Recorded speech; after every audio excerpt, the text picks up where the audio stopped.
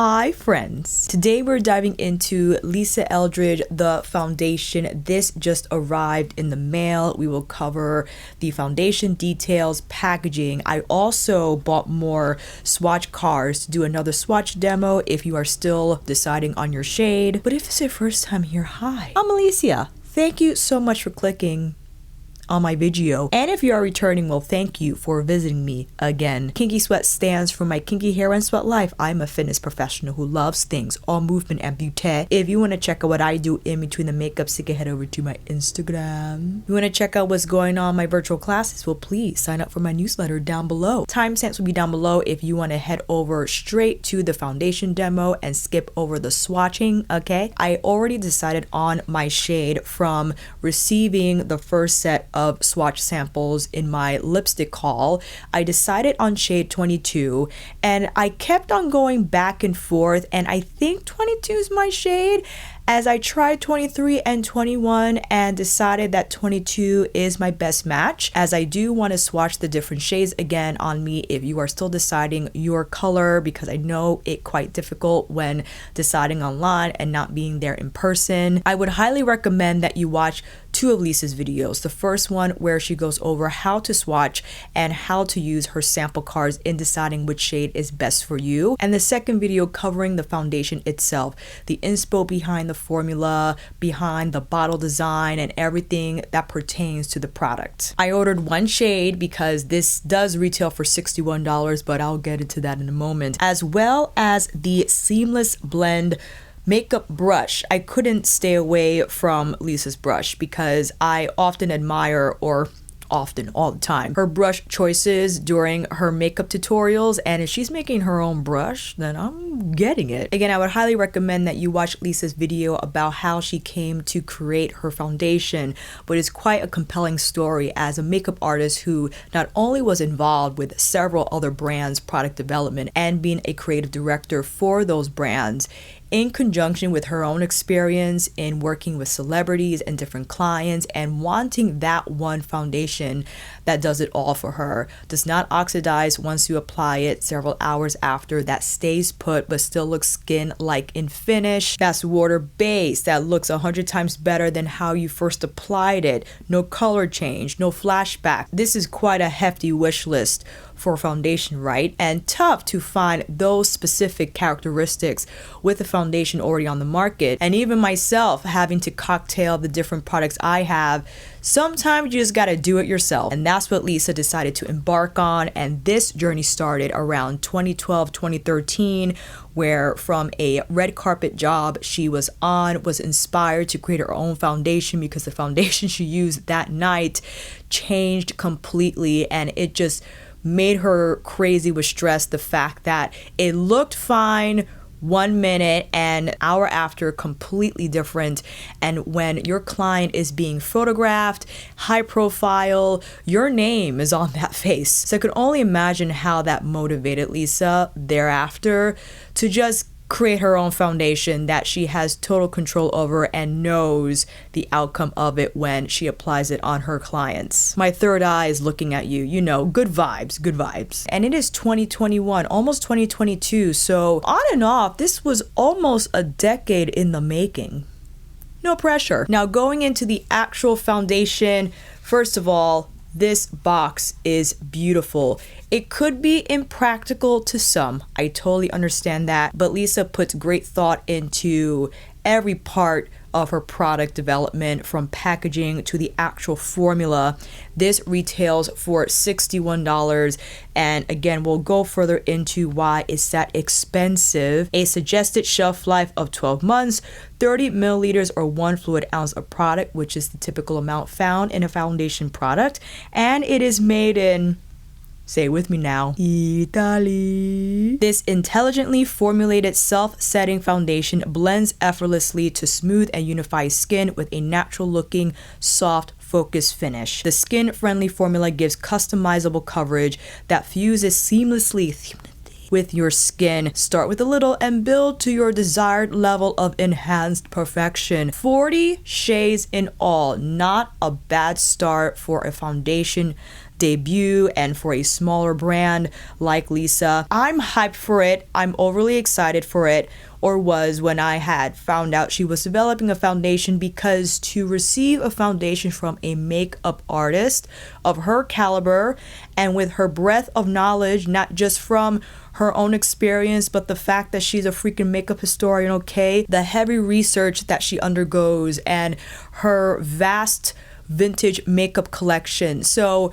her portfolio of inspiration, of creativity and knowledge is tremendous, and I could only imagine how all of that influences, how all of that went into this one product. So that's why I'm very excited, because Lisa Eldridge is known for skin. She prides herself over creating the most beautiful skin textures out there on everyone, whether a celebrity, whether it's a close friend of hers. No matter what skin condition you have, she wanted to create a product that will be for you. If you have dry skin, rosacea, acne. So it's a huge undertaking to create a product that will cover so many skin conditions and types, but you know what? You don't know until you try, okay? And from the inception of her foundation, the concept of it, she has been involved with a lot of cosmetic scientists, just from when she worked with brands and their product development, and was exposed to these new developments in ingredients and cosmetic technology, and very much influenced how the formula is in this foundation. And of course, when you are exposed to that new knowledge, you only want to then infuse that into whatever you're creating. So there's a lot of fun stuff in this foundation that also debuted with her liquid highlighter, the Fleximil, I think it's called. I'll put it up next to me. It's a mesh-like type of ingredient that blends and just fuses with your skin and does not look artificial or like it's just sitting, right? So I believe that technology is found in this foundation as well. He had a little protective sticker on there just to make sure the box did not dislodge during transit, and oh my goodness, look at this gorgeous bottle. And there's a story behind the bottle design as well. Lisa did not want it to look like anything that's on the market, okay? It's kind of like a great singer. You already know their voice once they open their mouth, and they don't blend in with all the other mediocre singers out there right now at the moment. Sorry, my opinion, not sorry. Yes, her name is on the bottle, but once you see the shape of the bottle, you think Lisa.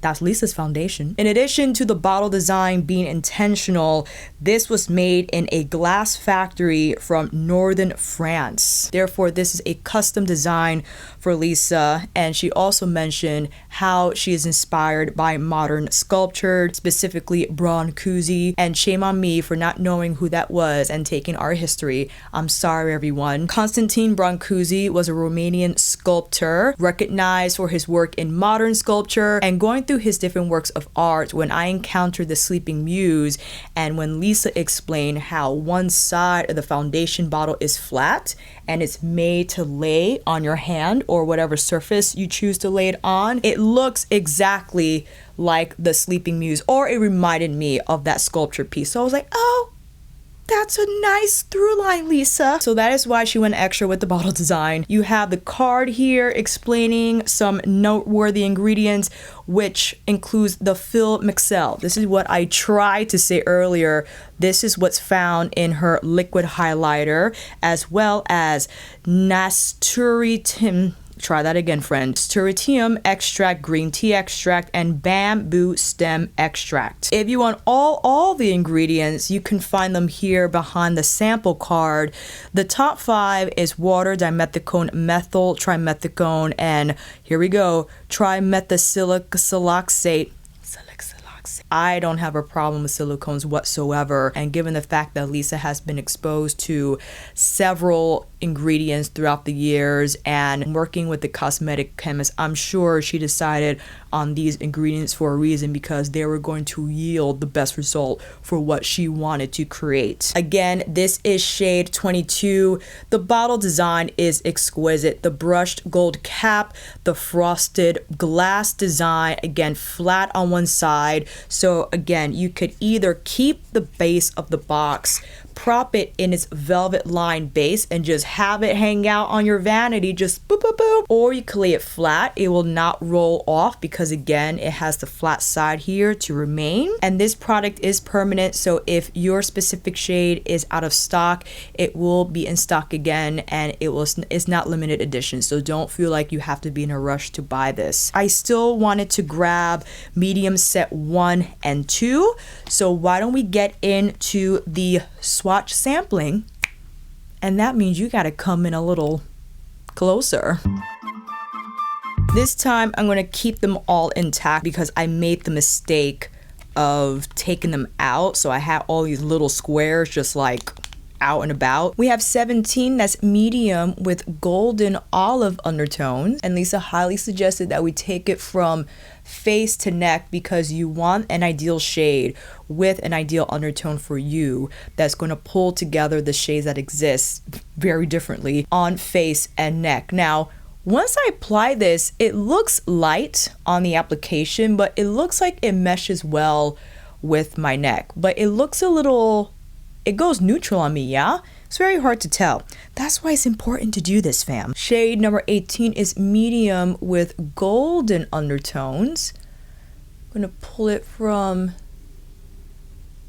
that looks like it could be something too. Funny how 17 looks gray on me. It could be because what's on the brush. Number 19 is medium with neutral undertones. That's definitely a better match. I think I lean more neutral, which something I had to come to terms with as much as I wanted to be golden and warm. So 19 looks like it could be a match too. It combines well with neck and face. And again, another tip, you should never try to match yourself with a foundation swatch placed on the inside of your arm because the color of this is very different than what exists here and the rest of your body. And number 20 is medium with rosy red. We're gonna put this rosy, oh yes. You know what's funny? In Pat's foundation, that I have to rematch as well. It has red undertones. It works out, but I think this is a little different. So perhaps 19 out of the medium set 1 card was the best match for me. I'm gonna do number 17 again because I think there was something on that brush and I wanna give that shade a fair shot. So I'm gonna do that again if you all don't mind, if you have the time. Again, this was with the golden olive undertone. Yeah, definitely between 18 and 19. I think that's my best match out of medium 1. 17, definitely a little too light for me. Carefully sliding this back into its sleeve because I want to, you just never know where you just have product to use. Medium set 1 on this side. Let's go into medium set 2. And just look how different the undertones are here. Isn't that nuts? I can't even imagine trying to create these different undertones for 40 shades. That is a huge undertaking. Number 21 is medium with red undertones. On my face, it looks like it could make something happen, but on my neck it looks light. Does that make any sense? Number 22, the shade that I bought. Did I make the right decision? Medium with neutral undertones. I feel like I did. So we were to see number 22 versus 19. 19 looks like it could be my dead on shade, but I still want a little bit more, just a little bit of like color, you know what I'm saying? Because the rest of my body does not look like number 19. I feel anyway. And just for funsies, I'll go into number 23 and 24. With 23, medium with golden olive undertones. So this is a lot warmer. I could still get away with number 23 actually. I did one day and I just looked a little tan, you know what I'm saying? And number 24, medium with terracotta undertones. That is a beautiful shade, but it's not my shade. Yes, huge shade jump. Well, maybe the shade is still medium, but the undertone makes it look so exactly as it's a terracotta. But Lisa had also said you can't do a heavy swatch. You have to blend it out, otherwise you will emphasize the undertone and not get a good idea of if it matches you or not. All right, so those are the swatches. I hope that helped, fam. I know I don't have the best lighting. I'm currently sitting in front of my window. Yes, this is not high production, but if you are still trying to decide your shade, if you are around me in terms of complexion, then hopefully that little portion helped. I'm gonna take this off and we're gonna get into this demo. Also, I thought this will be a seamless time to introduce the makeup brush. This guy is $76. I know. And you know why? It's made in Japan. Beautiful high performance makeup brushes designed by Lisa and created by artisans in Japan using only the finest quality state-of-the-art synthetic hair, which has been specifically created by experienced craftsmen for its softness, wave, diameter, and taper. 100% vegan and cruelty-free. The fibers are then blended together to achieve the best performance for each type of brush. To preserve the softness, the hairs are never cut. Instead, they are carefully positioned using a patented process that places the hairs in a mold to sculpt the perfect makeup tool. The ergonomic handle is made from responsibly sourced Japanese cherry blossom wood harvested in Kumano Town. And we know what Kumano is. The historical production center of calligraphy brushes. Each handle is multi-coated with soft touch matte black lacquer to ensure a beautiful sensorial feel and long-lasting quality. I mean, how could Lisa not go with the Japanese-made brush? How could she not? And here it is, housed in its beautiful box. When I saw her use this, I was like, I want it. And she had said from feedback received from her makeup artist friends, from her friends, that they prefer a paddle-like brush to apply this foundation since it is liquidy, and perhaps another type of brush will soak up too much product, like, you know, a jumbo base or maybe a Koyudo Fupa. I'm open to experimenting with different brushes just to see for myself, but I had to get this, fam. I mean, come on. Here it is close up. You got Lisa Eldridge here on the bottom of the handle. This feels just gorgeous. It's not too heavy, not too light, and the bristles, there's nothing on here, but they feel very soft. To prep, I'm using Good Molecules silicone-free priming moisturizer. Oh, they changed the design of the bottle. This is a new one. I either go between this and the Soonjung 2x barrier cream.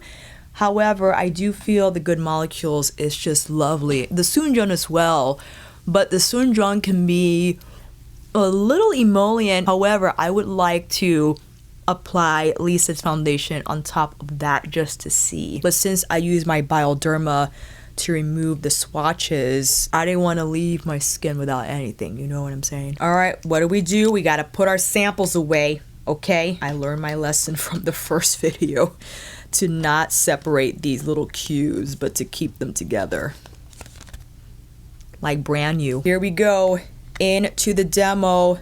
Beautiful pump. Lisa had said that she purposely made it so not a lot of product pumps out on the first push. So you have the opportunity to build that you don't start with a lot of product and then having to blend it out. So let's see here.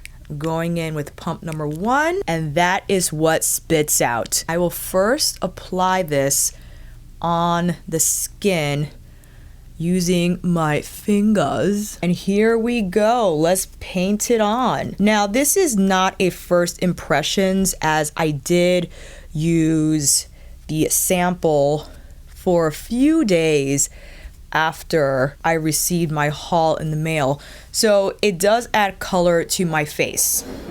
But I don't know if you could tell that the rest of my body is, you know, summer residue, that's all I'll say. And I do find it easier to adjust the shade to be lighter than going from light to dark, because on the center of my face, if it's way too light, it just looks odd, you know what I mean? This is the second pump. Brush feels good.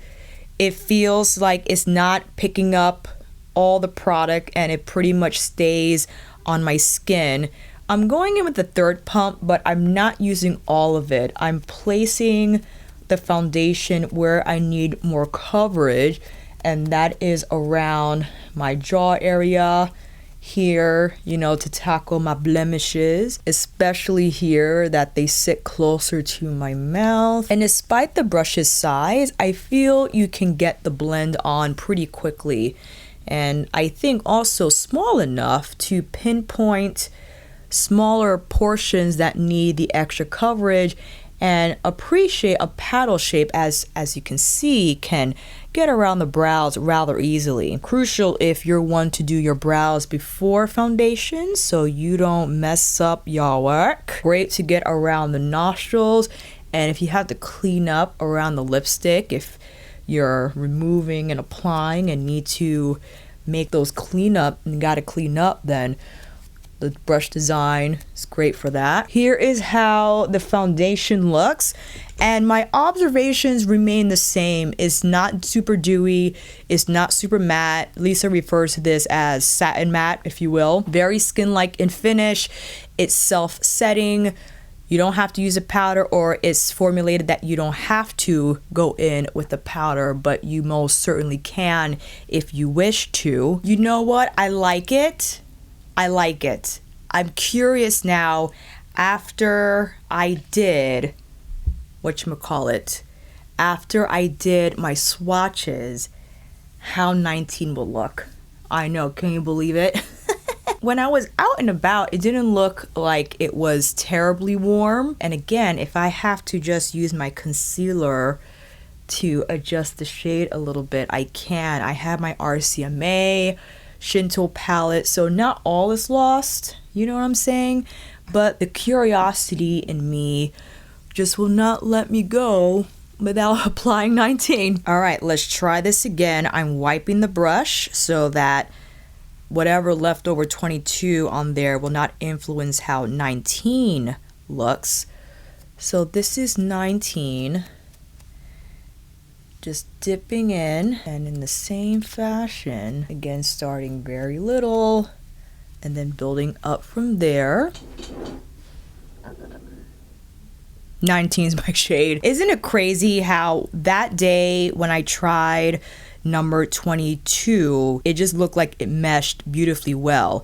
Going back to number 19, it says here that is medium with neutral undertones. So 22, it's just a deeper shade. So in front of this light, it looks like it's a little dull, but in my bathroom, maybe because the lights are warmer, it meshes well. It doesn't make me look as dull.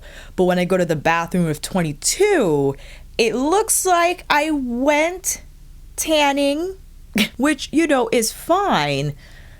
But I think 19 is actually my shade. I'm afraid to go with 19, however, because I don't know. Well, yes, I will eventually look lighter as the winter goes, for sure. How about number 20? This is too funny, fam. I'm so sorry.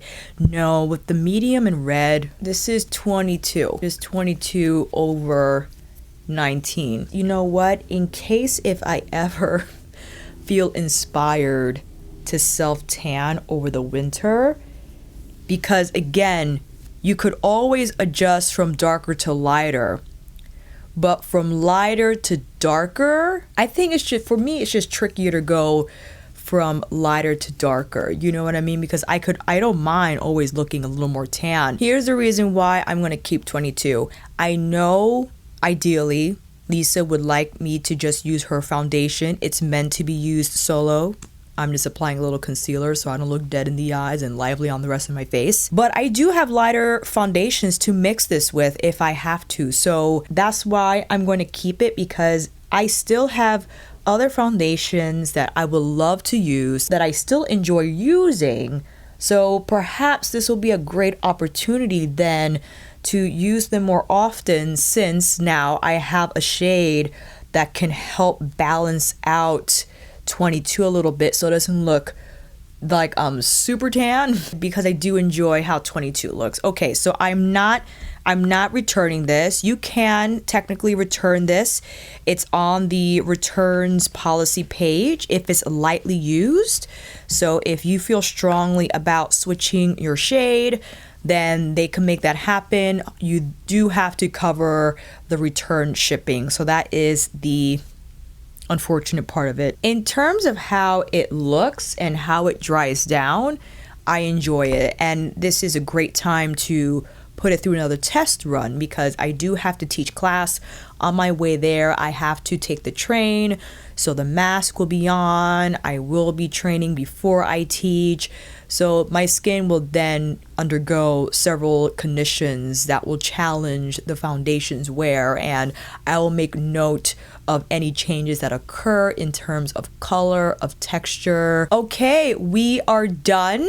I'm keeping 22. I'm keeping 22. I keep going back and forth in my head. I have left over from the sample cards, so I'm just going to keep dipping into those, experimenting with the different shades. Definitely keeping 22 because, again, as I said, I have lighter foundations that I can mix this with, and I have the opportunity to adjust the shade because I rather start here and then adjust than start lighter, because with my own experience, I found that it is tougher for my skin tone to start lighter and go darker. But if I have a foundation that's the right undertone, but the shade has to be adjusted, then I have an easier time making that happen. And I will also let you know what I mix this with. Like, I'm definitely going to mix this with the Kogan Do Aqua Foundation, Pat McGrath's Liquid Foundation. And while I understand that this foundation is meant to be worn on its own just because of its several benefits, the fact that, again, the skin will look better after you've applied it, the numerous amount of shades and undertones, that it has no alcohol, is water-based. It has all these amazing qualities, and why would I mix it with anything else? Because I like to see, I like to play and experiment, and I think it also helpful if you are the same as me. If you have a shade that's deeper, or maybe you ordered a shade, maybe you ordered 22 because of me, and you're like, dang it, Alicia, you messed me up. Although 19 looks great, sometimes when the shade is so dead on, again, I rather go a little deeper than dead on. But that's just me. Anyway, one more thing before you go. I know I'm talking so much. Don't feel pressured to love this foundation. What do you mean by that, Alicia? This happens with brands that we love. This happens with me and Pat McGrath, right? We always go in with high expectations, with a bias that it's going to be amazing, right? That we know the makeup artist behind the brand. We love their vision and their philosophy. So whatever they release, we are overly excited about it. I'm overly excited about it. I'll speak for myself in regards to this release from Lisa Eldridge, because just her wealth of knowledge when it comes to makeup and her experience with complexion products, and again, with seeing all her tutorials and how she just speaks highly of creating a seamless complexion. That is what she wants to achieve each and every time. And now that we see her create a foundation from everything that she has experienced, from her being a makeup artist to her being involved with different brands, product development and creative process in making new products for them, being exposed to the new makeup chemistry technology. So all the blocks are in place to have high expectations for a product when you are aware of that portfolio, right, if you will. And if it doesn't work out for you, it's okay. And I don't want you to feel like you have to love this because it's Lisa Eldridge, because she put so much work into it. If you've tried it for a week with different skincare, if you tried different shades and it just doesn't work, and you know what, that's okay. And if you feel weird that you don't like it, and this goes with her lipsticks as well, there's a lot of hype around her lipsticks. Some people are not crazy about it, and that's cool too. And I just want you to know that if you feel like afraid to mention that in the comments, don't, right? Because someone else might be thinking or undergoing the same thing, and why not just share our experience? And when I've read experiences from the lipsticks or the foundations, they've never been nasty. They've just been, you know, this was what I found when I tried this foundation, when I tried the lipsticks, and it didn't work out for me. And I think we should have an open dialogue about that. Listen, I love Lisa Eldridge. I highly respect her. She is an amazing person, just someone I aspire to be like in terms of intelligence and being so eloquent with her makeup artistry and just everything surrounding vintage makeup and product development in makeup.